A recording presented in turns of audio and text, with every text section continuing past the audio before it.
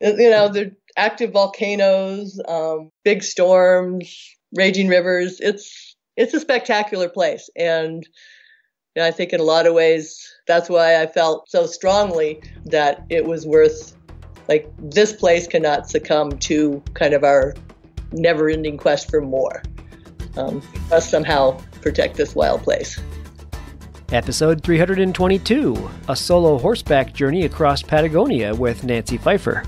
You're listening to the Adventure Sports Podcast, brought to you by 180 Tech. We talk with adventurers from around the globe to bring you the inspiration and motivation you need to get started in the outdoors or to keep you moving if you're already there. Now here's your host, Kurt Linville.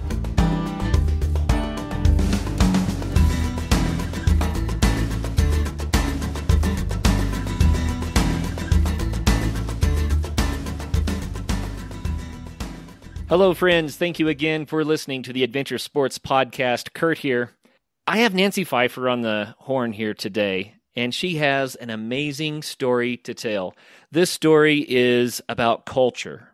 It's about adventure travel. It's about connecting with people and a landscape in a way that few people get the opportunity to do. It started in 1999 when Nancy decided to go to Patagonia on the Chile side. She wanted to encounter the land and the people in the way that the people encountered the land and each other, and that meant on horseback. So as a neophyte horsewoman, knowing very little Spanish, she went down to Patagonia and spent 10 years exploring Patagonia. She rode her horse over 3,000 kilometers in this process. Out of that grew a book that we're going to talk about today, Riding into the Heart of Patagonia. Nancy, welcome to the program. Hey, thanks for having me. Oh, you bet. I am so excited to hear about this. I mean, when I first saw what you had done, I thought we frequently interview people about a trip that they did, or an expedition, a climb, or maybe about a sport that they do repeatedly. But rarely do I get the opportunity to interview someone about a decade of life. You know what I mean? A decade spent learning a land and a people and a culture in that way. So I'm excited to hear about all of this. So Nancy, let's rewind a little bit. I understand this started because you went down to Patagonia, did a little backpacking, you were a Knowles instructor, and then you realized that the way to really do this was to spend more time and to do it on horseback. Yep. So what made you make that decision to take on this extended experience on horseback there? I think I'll take you to the first page of the book if I could. Sure, you bet. So yeah, this is Patagonia in 1993. It's actually still 3 years before I actually do it and take off across Patagonia alone on horseback. And a man approached on his horse. His mount, a rusty red beauty, sported the short, trimmed mane and neatly squared-off tail of a well-kept mount. Colorful hand-woven saddlebags tied behind a sheepskin-covered saddle held groceries from town. The man wore goatskin chaps, a woolen poncho, and the jaunty black beret typical of the region. Crinkles around his eyes spoke of years of squinting into the sun. This man and his horse belonged to this place in a way I could only dream of. He paused on the banks of the rain-swollen river to stare at us, a group of college students, up to our knees in mud and dwarfed by huge backpacks. Wet and hungry, we had been stacked up on the wrong side of the river for days, our next food supply a few kilometers away on the other side. He looked perplexed. We had tents, we had expensive rain jackets, we obviously had money, but we had no horses. ¿Por qué no tienes caballos? He asked as he rode into the river. The strong current piled up around his horse's belly. The man gently lifted his feet from the stirrups and placed them on the horse's rump so as not to wet his boots. As his horse strode confidently through the water, that moment I knew I wanted to travel this country like the people who lived here. I longed to know this place as only one on horseback can.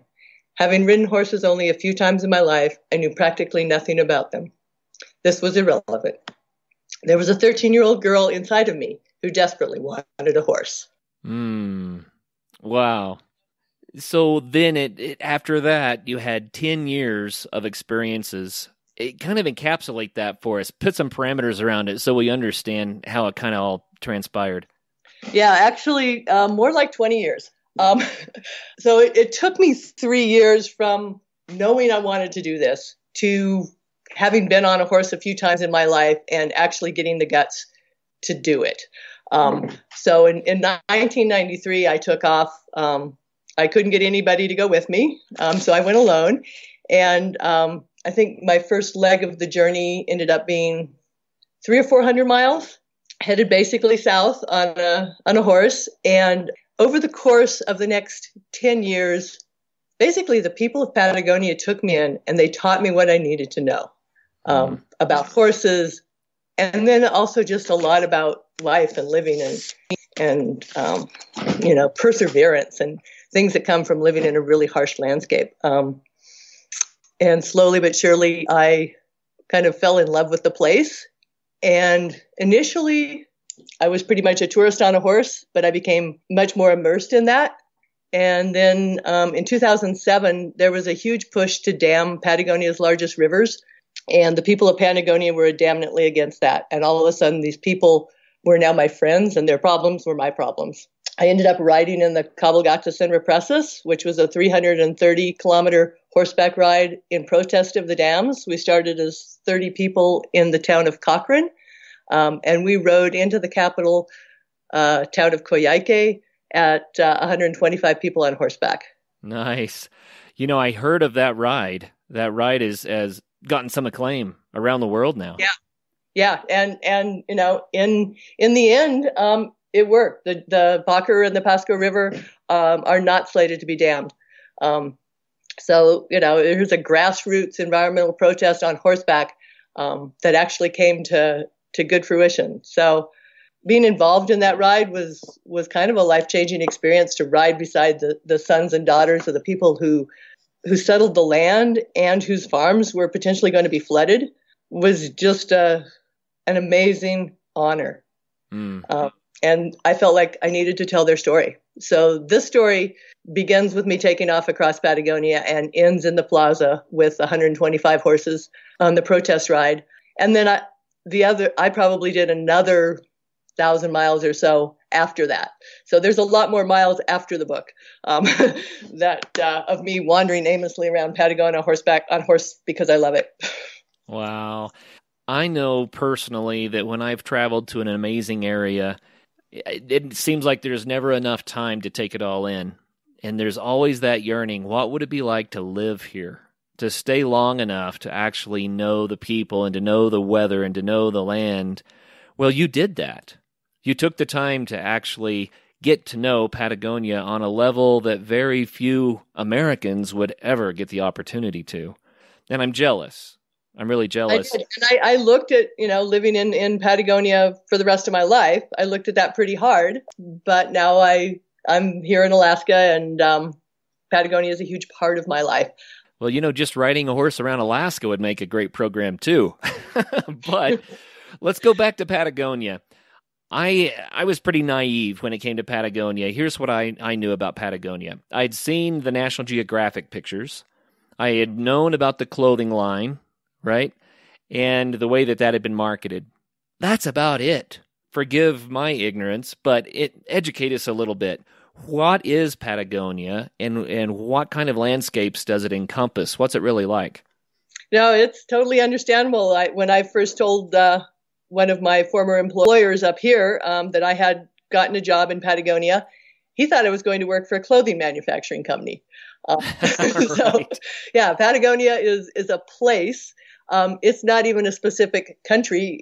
Patagonia encompasses both the southern ends of Chile and Argentina. The entire stories in this book take place mostly in the Aysén region of Patagonia, which is kind of the central region. So if you divide Patagonia from kind of where it starts to break up into islands to the southern tip of the continent, the section I was in was kind of in the middle of that. For those who might remember what South America does, along the western coast there, it just fractures into thousands and thousands of islands. And if you get far enough south, you're in Tierra del Fuego and all of that, right? So Patagonia is in this area where these islands are starting to break off of the mainland there. Yeah, and the Andes run kind of along the western edge of the continent, and everything west of the Andes is dense rainforest. Then there's a band of good pasture land.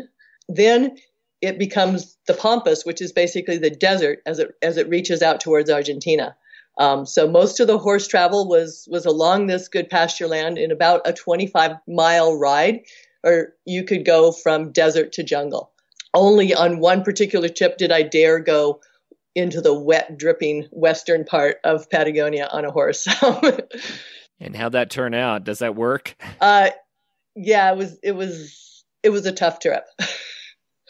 Okay. Well, Patagonia then, you've already said you've got rainforest, desert, and mountains, and this nice grazing land, right? Mm-hmm. That's a lot of landscape kind of compressed, I guess, by the Andes. Yeah, the Andes are kind of on the western edge. Yeah, so then it tapers off to the pasture land and then out into the desert. And I travel kind of through all three of those landscapes. And it's pretty amazing. You stayed in Chile most of the time, I stayed correct? in Chile, yep. But when I'm on the eastern edge of Chile, it's very much like Argentina. Big open landscapes, big skyscapes, huge clouds, stacked lenticulars, very dry.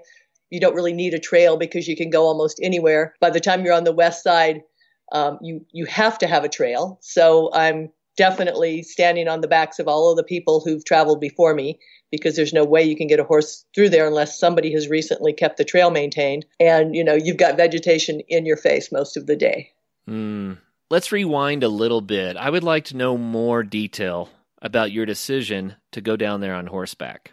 Now, we know your motivation. You were there, you saw it, and you said, that's the way to be here. That's what we've got to do.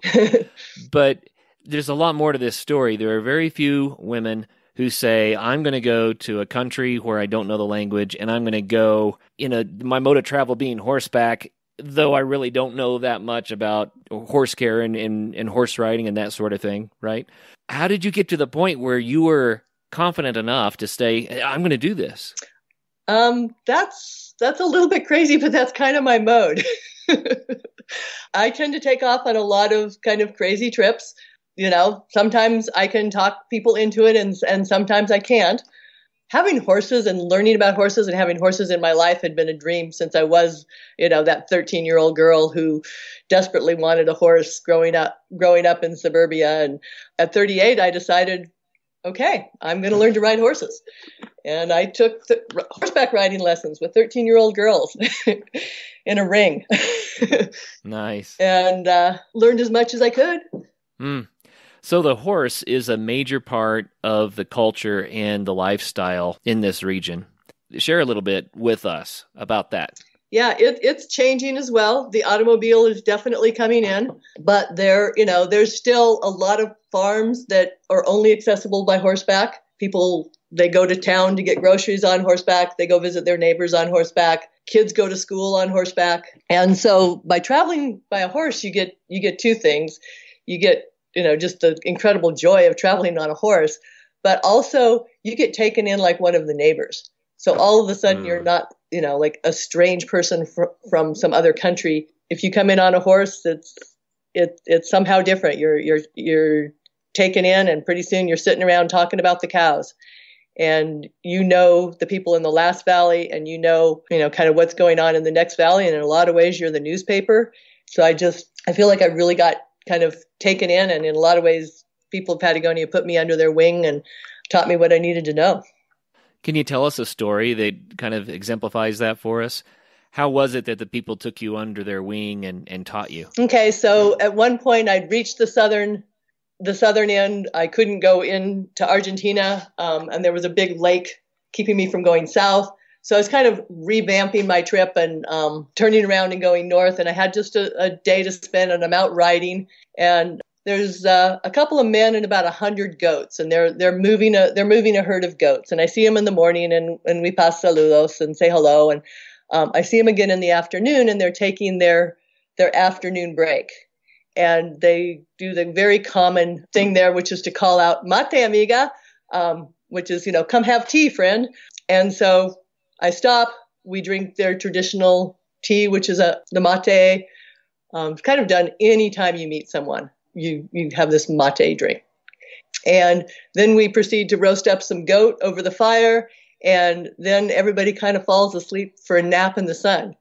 And I'm thinking, in what other part of the world is it completely acceptable for a woman alone to stop for tea, have a big meal, and fall asleep in the sun with 2 men and 100 goats?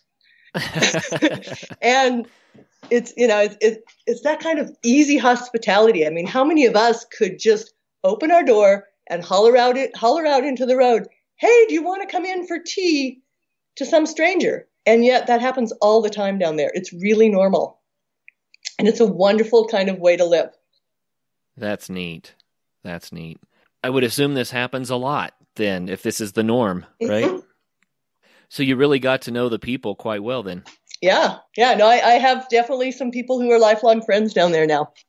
Why did you choose Patagonia? Let's go there for a little bit. What was unique about Patagonia that made you want to spend that much time there? I think I love all wild places. I mean, Patagonia it's even Alaska 50 or 100 years ago as far as like the level of development. That's neat. So how tall are the Andes in that part of Patagonia where you were? How big are the mountains there? That's a good question. They're not super tall, like 9,000 feet maybe. So substantial, especially because you're starting at sea level, essentially, right? Yeah, and you're so far south that, permanent snow line is, I don't know, exactly 5,000 or something. So, definitely still big glaciated peaks. Well, speaking of that, tell us about the climate and the weather down there. Again, it goes with that east-west flow. The eastern part is super dry. It's hot. I talk about it like living inside of a blow dryer. The only thing the entire country has in common is it's windy. The western side is rain and wind, and the eastern side is sun and wind. But yeah, it's the only thing that sticks down into the roaring 40s, and so the wind leaves Patagonia, it goes all the way around the earth, and it hits landfall again on the other side of Patagonia. Which is unique. So the winds can cycle around Antarctica there over and over again, and the one little hiccup along the way is Patagonia. Yeah, and then the Andes stick up and catch it all. Wow. They're active volcanoes, big storms, raging rivers. It's a spectacular place, and I think in a lot of ways that's why I felt so strongly that it was worth. Like, this place cannot succumb to kind of our never-ending quest for more. Right. Must somehow protect this wild place. Hey friends, it's really been fun the last couple of weeks watching the early season snow start to blanket the high peaks. Winter is on the way. Bentgate Mountaineering is ready to help get you prepared for your epic winter. Come check out the latest in alpine touring, telemark, NTN, and splitboarding gear. They have brands like Black Crows, DPS, Dynafit, G3, Icelantic, K2, Technica Blizzard, Arc'teryx, Mammoth, Solomon, Volley, Neversummer, Jones, and BCA. And you do need to be safe out there. Bentgate has the latest in avalanche safety gear. They have beacons, airbags, shovels, and probes, and they're ready to help you educate yourself on snow safety. They also rent out gear, so you can get your skis and your boots there, as well as your avalanche safety equipment. What's more, they also have free demo ski days at local resorts, so you can try out the latest gear. Now, how much fun does that sound? So swing by Bentgate in Golden, Colorado, or go to bentgate.com to find your new gear, as well as to get updates on all of their events.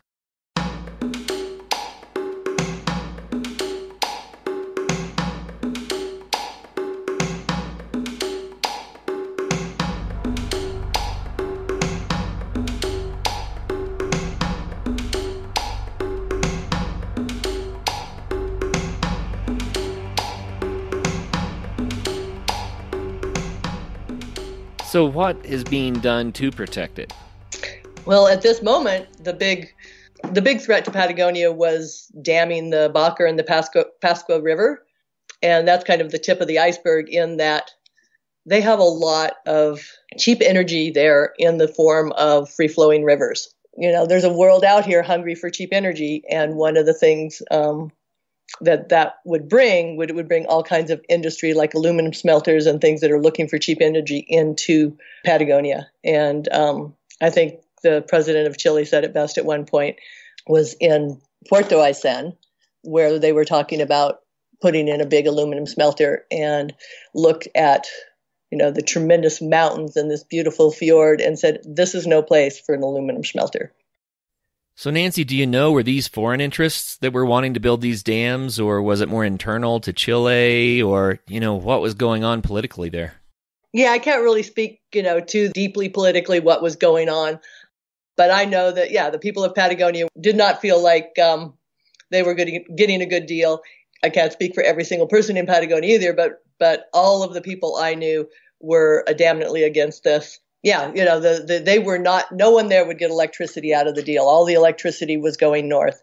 Right. Yeah, they definitely felt like, they didn't want it to happen. Otherwise, I don't think I would have joined the Cabalgata and written a book about it and everything, because I feel very strongly that it's their place to decide. I think it was incredibly innovative. How do you get a bunch of people who live scattered across a landscape and in small towns and villages to have a voice? Their answer to that was to hold a cabalgata, to do a horseback ride and pick up people along the way and go stand in the plaza. I just thought that's an incredible, innovative thing to do. Yeah, there's something so beautiful about the concept. People that they live their lives in some hybrid way with the old ways, right? And those ways still matter, and that they reach to what, is considered an old way, but was still their modern way. They reach to the horse, and they reach to their mode of travel to go to the modern area and say, listen, we are a people, and this is us. This is our way, and you can't take that away.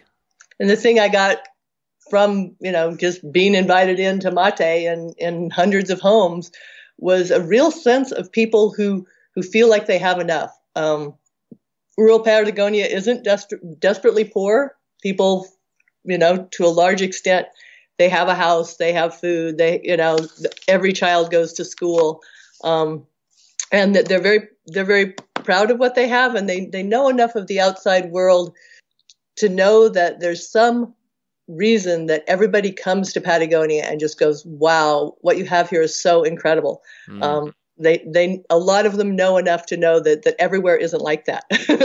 That, there are places with too many cars and a lot of them have been to Santiago and don't want to live in Santiago.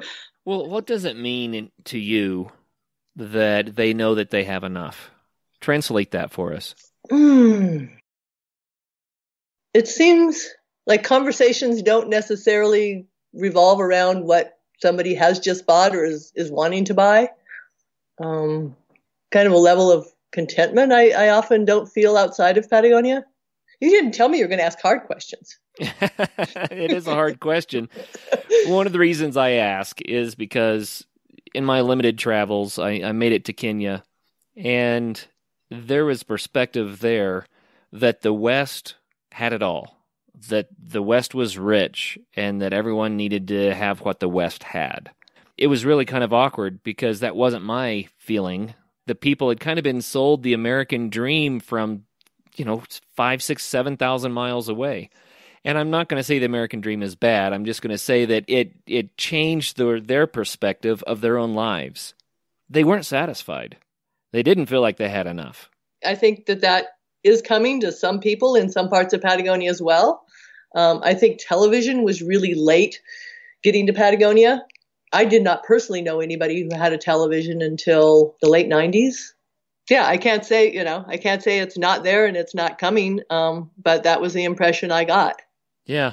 Well, it's interesting because the only constant is change, right? And we know that no people will stay the same forever and no landscape will stay the same forever. But it's just kind of amazing that you were able to find people who had that degree of satisfaction with their environment, with their occupations, with their possessions, with their families, with their friends, with their culture. That's a beautiful thing. And it's something that I think requires a lot of wisdom. And I find that fascinating that was something that you noticed when you were there. Mm-hmm. They taught me a lot, and it wasn't all about, how to saddle a horse and milk a cow. Oh, yeah. Yeah. Well, do you have another excerpt from the book? Yeah. So I'd like to take you to the end of the book when we're about ready to ride into the capital with the cabalgatas and represses. 3 abreast, rows of well-groomed horses extended over hills and around bends, farther than I could see. Riders carrying banners from their home regions, Rio Nef, Rio del Salto, Puerto Beltran, Villa Castillo. We moved not as a band of trail-weary, beaten-down campesinos with hundreds of kilometers behind us. Instead, we marched with flags flying, as if in a parade. Several kilometers from the edge of town, a chubby 10-year-old boy in a red and gray sweatshirt became our first official greeter. He stood alone beside the road, holding a handwritten sign above his head. Bienvenidos a Coyhaique. No a las represas. Welcome to Coyhaique. No to dams. Outside of town, new houses had sprung up, like the legendary Casas Brujas, nearly overnight. Unlike the original settlers, who had nestled modest homes into the hollows of the countryside to escape the Patagonia wind, these were opulent structures poorly placed on the landscape, suburban houses sprouting up on what had recently been farmland. It was happening all over the world, a not-so-gentle reminder that the population of the planet had doubled in my lifetime. As we entered Coyhaique, our reception was well beyond anything I had imagined. Calle Prat was packed. People stood waving on top of cars draped with banners proclaiming No Endesa and Rios Libre. Pancho's wife Cuchi held chubby 1-year-old Lorenzo in one arm and waved wild at me with the other. Corey and his wife Malinka and their new baby girl Mila cheered us on from the other corner. Gone was the horse parking lot at the edge of town. A giant Sodimac, the Chilean version of Home Depot, stood in its place. These days, even during the afternoon siesta, the square bustled with people in business suits. The pleasant small town I had come to 15 years ago had somehow become a city. Waves of dark heads filled the streets and flowed into the plaza as we marched down the Calle Prat. Hundreds of tiny Chilean flags waved by riders and watchers alike reminded me that these people were not here to resist Chile. They were here because they loved their country and they wanted to protect it.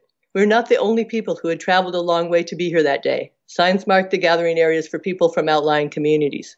Bahia Murta, Tortel, Rio Tranquilo, Manuales near Iwao.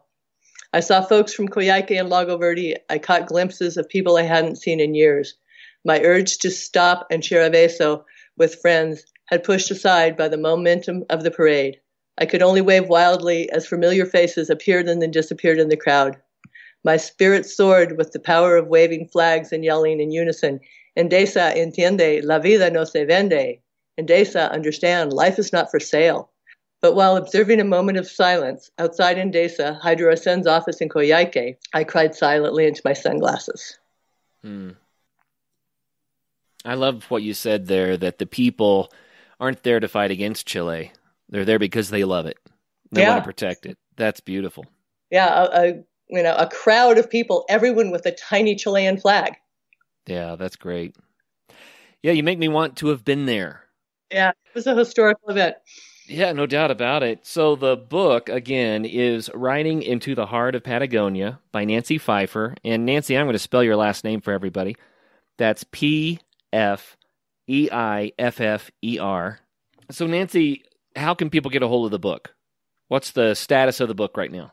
Okay, so it is on what they call pre-order, which means you can order the book, but it won't be delivered until May 1st. May 1st is the release date for the book. And then after May 1st, it'll be in bookstores and things. You can get it right now for pre-order on Amazon or through my website, nancypfeiffer.com, or through just type in Riding into the Heart of Patagonia.com, and you can pre-order it there. And then, like I said, after May 1st, it'll be in your, on IndieBound and your local bookstore. And I'm on your site right now, nancypfeiffer.com, and I've been enjoying kind of looking through all the different pictures in your gallery while you're telling me about it, and it just brings it to life for me. Such an amazing landscape and beautiful people. Your website's awesome. I also have to tell you that all of those photos are from my husband, Frederick Norsell.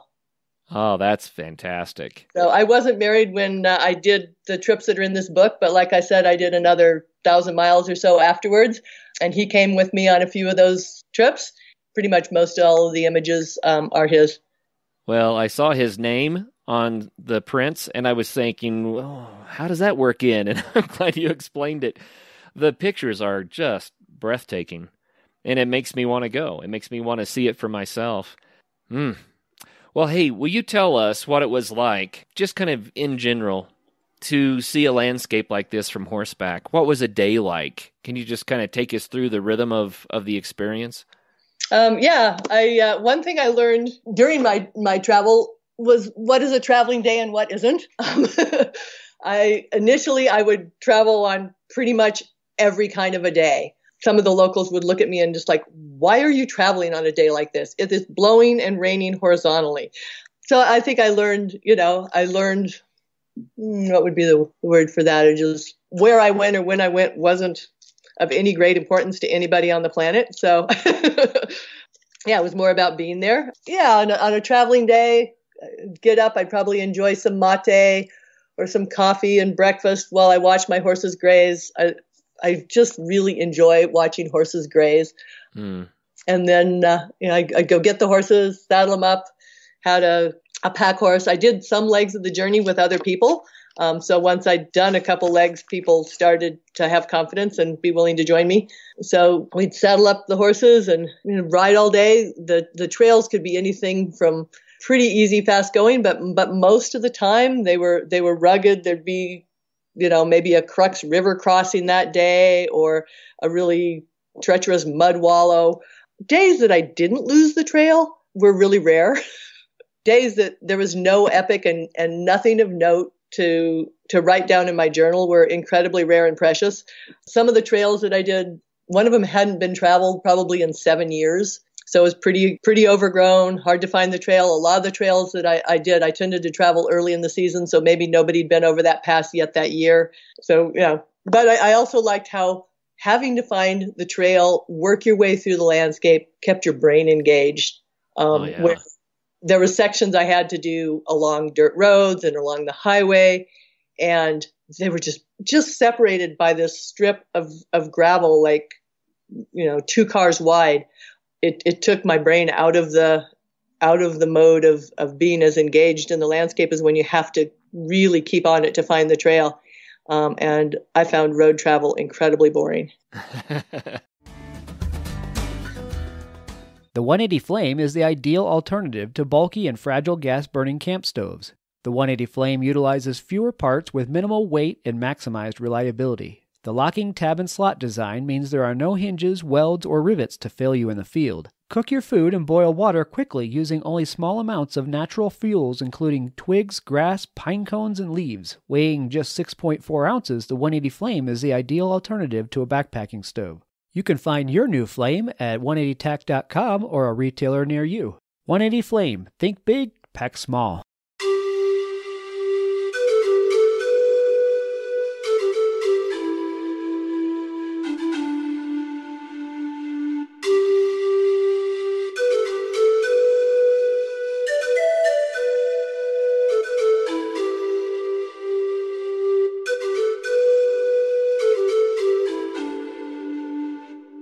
Well, it's kind of fun here. You admittedly called yourself a neophyte horsewoman when you started this, but you were not a neophyte woodswoman. You were a Knowles instructor and quite comfortable in the wilderness. Yeah, that was nothing new to me. So how much experience would someone need to have, and how adept do they need to be at the wilderness lifestyle if they were to try to go down and do something similar in Patagonia? On horseback? Well, potentially. Let's go with that. Sure. Okay. I look back on it now and I look at like how little I knew about horses and how little I knew about Spanish. I would have hated to add things like not knowing how to keep myself warm and dry in an incredible storm. Right. Not knowing, how to, pack food and not knowing how to cross a river in general, whether you're crossing on a horse or on foot. I think that would have been a lot to add to the picture. So yeah, I think, reading a map is absolutely mandatory, but it's not all you need in that, the trails were not often where they were marked on the map. Wow. You have to read the lay of the land and generally know how to get to where you want to go then. Yeah, it said that there's three types of trails in Chile: those that exist on the map but don't exist in reality, those that exist in reality but aren't on the map, and those that are somewhere more or less where they're marked on the map. So again, Wow. like without a lot of people giving me direction along the way as well, when you rode into somebody's campo, you generally would get lost because all of a sudden there's not one trail, there's 10 trails because you're near someone's house and you don't know which is the main trail and which is the trail that takes their cows to the pasture. So that also would deposit you on people's doorsteps. Which is kind of fun. Mm-hmm. Oh yeah, very rude. It would be incredibly rude to ride by. Wow. Well, here's a question for you. I visited with a lot of people from the UK, and they do what they call wild camping. And the reason they call it that is because they kind of jump behind a bush and go to sleep for the night on someone else's property. Mm-hmm. That really is what they're doing. And the reason they have to do that is because there's not a lot of public lands, where they might be at the time. They have public lands, but it's just mostly private. And then I'm from the American West, where we have, national forest land, we have wilderness areas, we have BLM, Bureau of Land Management land, we have all sorts of public lands that are open for our exploration and use, for camping, for biking, for backpacking, horseback riding. It's all here, as long as you know generally where you can go. When you're in Patagonia in Chile, was it mostly private property? Was it public property? And what's their concept of trespass? I am so glad you brought that up because that is one of the key points. So there is public land, but most of the public land is kind of in the high mountains, and it's all within the private land. So you have to pass through private land to get to the public land. The culture has always been the horse trail is the road. And, the horse trail may go right up to somebody's house and on to the next. And the culture has always been, pase, go ahead, come through. Unfortunately, people from outside, foreigners and people from Santiago buying land have begun to change that. They come and they have the culture they came from, and they put up fences and they put up locked gates and no trespassing signs.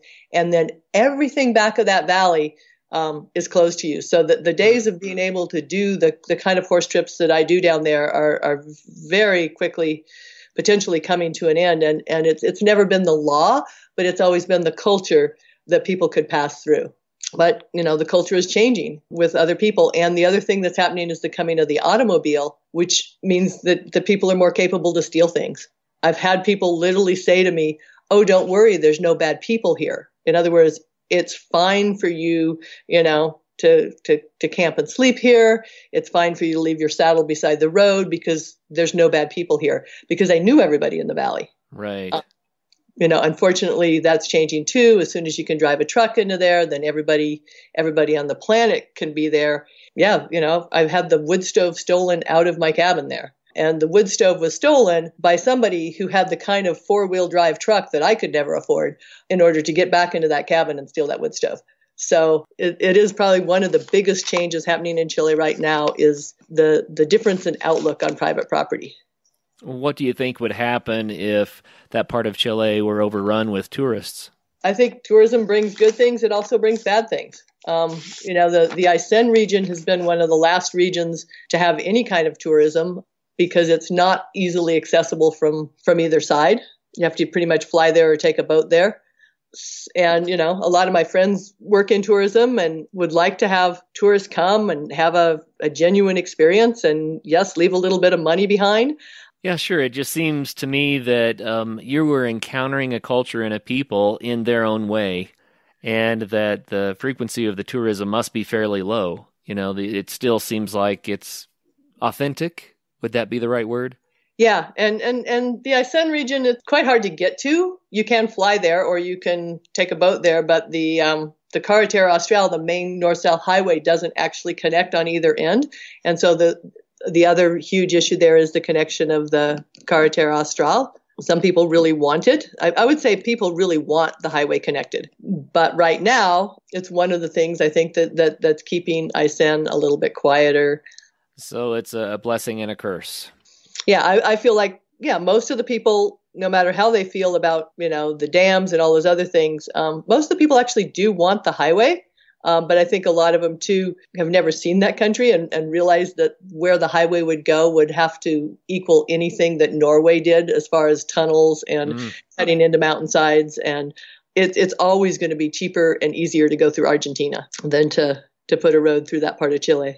Well, what a fascinating experience to have spent nearly 20 years of your life experiencing a landscape like that. How did that shape you as a person?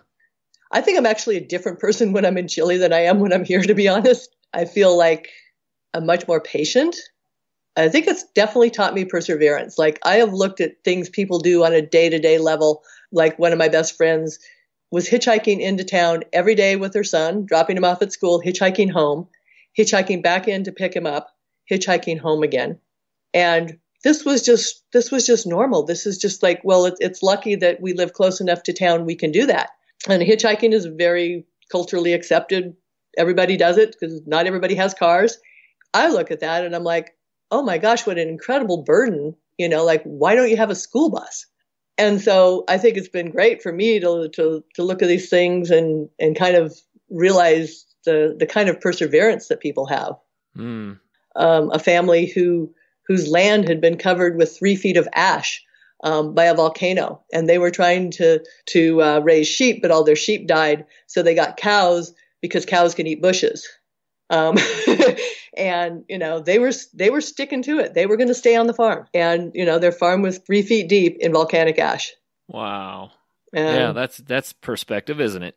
Yeah, no, they had a couple of things to teach me about perseverance. It's like, okay, I might have had a rough day on the trail, but I was doing this on a lark as a vacation, so a rough day on the trail is nothing compared to your farm being covered in ash. Oh, wow. Yeah, absolutely. So as a vacation, how tough was it? Is this a pretty rugged vacation, high adventure required? My idea of vacation is not everybody's idea of vacation. But that said, there are ways you can go down to Chile and you can do a horseback ride without doing what I did. I've got friends who have horsebacking outfits, and, it's becoming possible for people to go down and maybe hook up with a local guide and go do the kind of trip I did without maybe needing to devote 10 years to it, if that's not your deal. 10 years of vacation is a lot.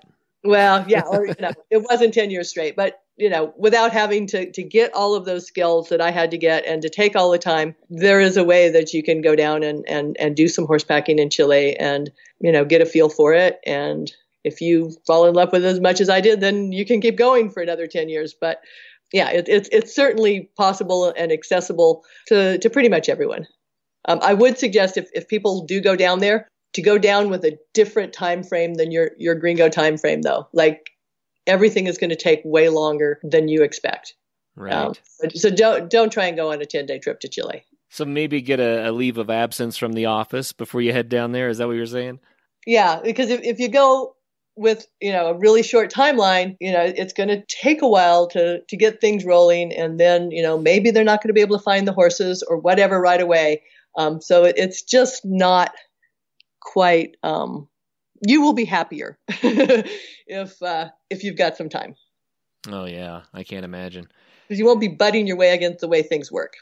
This question may sound like it's coming out of left field a little bit, but this juxtaposition of the extreme weather that you described and the Patagonia clothing company that sells Patagonia Gore-Tex jackets and the Patagonian people that are running around in wool and cotton. For some reason, I just think, how do they manage the extreme weather?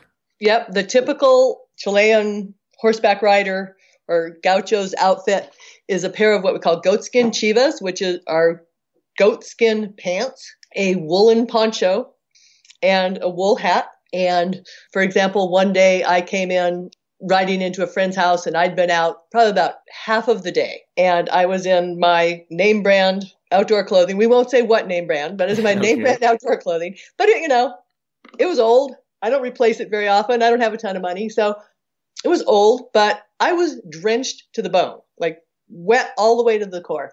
My friend comes back from being out. He's been out 2/3 of the day. he shucks his wool poncho and his goatskin chivas. He's wearing a pair of cotton overalls underneath all of this, and he is dry. Wow. Now, how does that work? The woolen poncho goes, pretty close to your neck. It covers your arms. It goes all the way over the saddle, so it also keeps your saddle dry. You've got a pair of tall boots, and you've got these goatskin pants that are also really warm. Yeah. Yeah, that's neat. For thousands of years, humans managed without our high-end Gore-Tex shells. They're nice to have. They certainly make Everest a little bit more enjoyable. But people have found ways to work with Mother Nature and to manage, and I just think it's really cool. I was just curious.